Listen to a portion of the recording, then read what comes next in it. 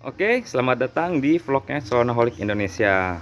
Nah, untuk video kali ini kita akan interview mekanik dari Depok Auto Mekanik perihal pergantian dan perbedaan kampas kopling yang sudah tidak bagus dan yang bagus, dan ada juga perbedaan antara kampas standar dan kampas racing. Oke, kita langsung interview ya. Nah, oke, Om Yan, boleh dibantu jelasin nggak nih, kenapa kampas kopling ini harus diganti dan efeknya apa? Oke, siap. Pertama kita lihat dulu kampas kopling yang harus udah diganti. Yang ini contohnya seperti ini, yang udah Habis ya? habis harus diganti. Nah, ini sudah Rata ya? habis, kampasnya udah kena pakunya nih, klaimnya. Ya, Ini kalau nggak Namanya diganti habis. efeknya apa nih, Om? ini nggak ada tenaganya. Jadi ngeden lah bahasa awamnya ya? Ya, tenaganya udah nggak ada, berkurang atau slip disebutnya kalau sudah begini nih. Oke. Tuh. Nah, kalau ini Mataharinya nih? disebutnya cover disk atau matahari, atau juga disebutnya dark proof. Nah, ini kerusakan terjadi biasanya kebanyakan dari sini, rata-rata. Oke. Nah, diganti dengan yang ini yang baru nih. Iya, ini yang baru. Ini ori nih, Om. Bedanya ori sama yang KW apa nih, Om? Ini ya, ini ori. Kita kalau beli baut kopling ini usahakan satu, lihat dari kembangnya ini nih. Nah, kembang ini kalau dia ada guratan di sininya, Ya. ya kan, terpecah begini, dan di sininya ada tanda aisin seperti ini satu, ini insya Allah Aisin ya. ori ini. Oke. Karena kalau KW-nya dia nggak ada guratan tengahnya, polos. Gitu. Itu perbedaannya ori dan KW ya. Ya, ini disebut ori, barang ori seperti ini. Nah, kalau masalah ininya juga Matahari disebutnya cover disk, ya kan. Kalau kita mau mencirikan ini bagus, barang bagus atau ori, ya kan. Yang pertama dari sininya, Oke. bahannya. Kedua dari merek. Ya. Biasa aja lewat ini. Oh, ini ada emboss Toyota ya. Nah, ini pasti dilewati dari sini. Tetap mereknya produksinya Aisin. Aisin. Oke, ada pertanyaan lagi nih, Om Yan, boleh ya? Kan ada pertanyaan beberapa rekan yang bilang kalau ganti pakai kampas kopling satu set punya grid Corolla itu lebih enteng injekan koplingnya. Mitos apa enggak itu, Om? Sebenarnya sih kalau dibilang mitos, itu kebanyakan sama atau iya. Karena apa? Berarti itu mitos ya? Karena apa? Karena di sini barangnya itu serupa. Oh, grid Corolla sama Vios tuh sama, sama Soluna sama. Sama, barangnya serupa. Cuma yang membedakannya dia hanya nomor partnya. Nomor partnya dia yang membedakannya. Oke.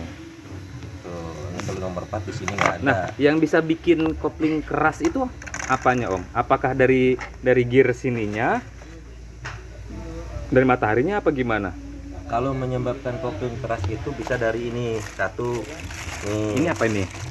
Ini declarer. Oh, declarer. Dia kan butuh pelumasan nih. Ya. Ini di sini butuh pelumasan. Dia biasanya mengering nih pelumasannya di sini. Nah, itu bisa menyebabkan keras. Yang kedua, terjadi perubahan temperatur di per ini nih kalau udah lama.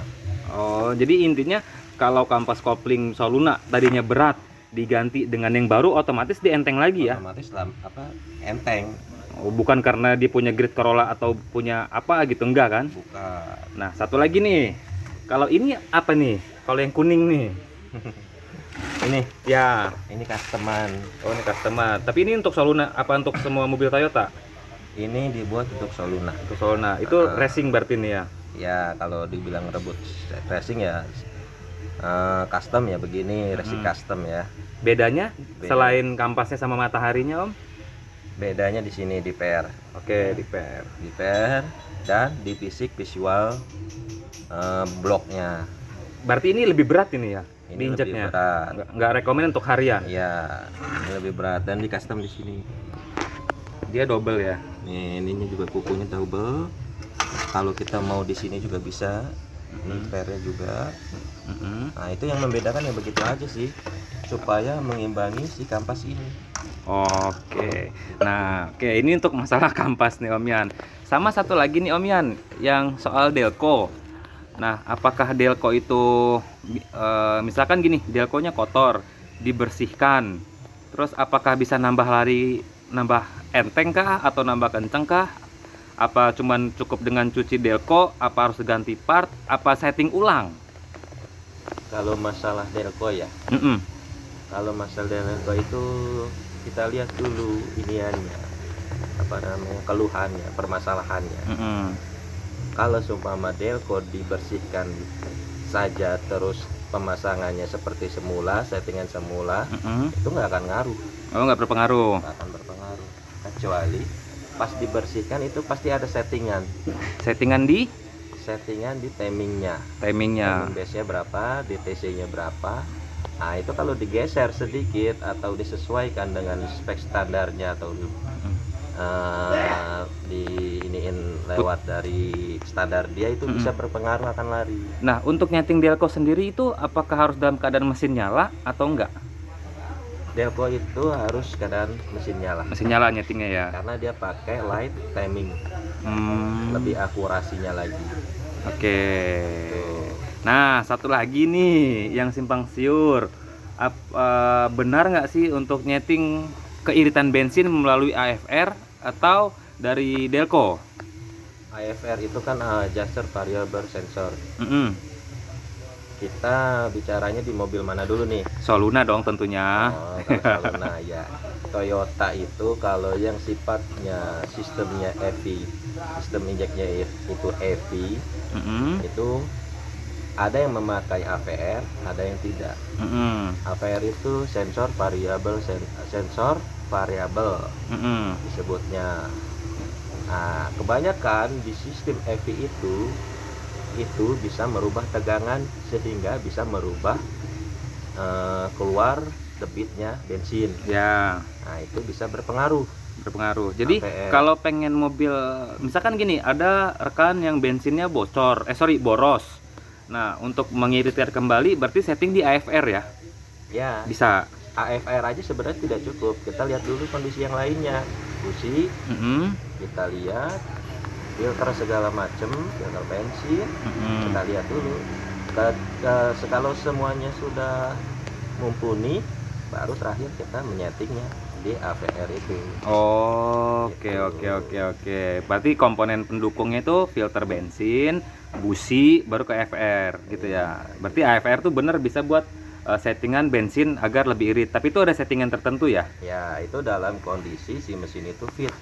Oke. Nah, jadi teman-teman kalau punya keluhannya yang sudah kita bacakan tadi, Om Yan bisa bantu nih ya? Bisa dong. Bisa dong. Bisa ya. Nah, misalkan selain mesin nih Om, misalkan mobilnya pengen kenceng, porting polish juga bisa ya di sini ya? Ya, bisa, insya Allah bisa. Pengerjaan berapa lama Om kalau untuk porting polish? Kalau porting polish bisa seminggu, bisa. Seminggu ya. Ah, Garansi. garansi dong. Garansi mobil ngacir berarti ya. Nah, kalau sudah porting polish, baiknya misalkan dia pakai busi standar apa harus pakai busi racing, Om? Ya, kalau udah porting polish kita harus mendukung juga businya. Mm-mm. Enggak hanya busi aja, knalpot juga harus didukung. Nah, kabel busi, pengapian, semua juga harus didukung kalau mau lebih ngacir lagi. Lebih ngacir lagi ya. Nah, ini pertanyaan terakhir nih. Biasanya nih penyakit pada umumnya nih di Saluna yang harus kita concern nih, kita kontrol itu apa ya Om? Kalau kita kontrol, Iya, yang fatal nih. ya. Kalau kita biasanya kalau kita baru membeli mobil second itu, Mm-mm. kan, Kalau udah dipegang sih udah pasti sedikit lebihnya kan kita pasti tahu Ya, story. kalau kita baru pengen beli mobil Soluna nih, pengen beli mobil Soluna second, yang perlu kita concern nih, kita fokus nih pada apanya dulu nih sebelum kita membeli. Ya, sebelum kita membeli yang pertama itu kita kan pasti ngecek kondisi ya, Ya. kondisi mobil ya kan, catnya gitu kan, atau interiornya. Yang kedua baru ke mesin.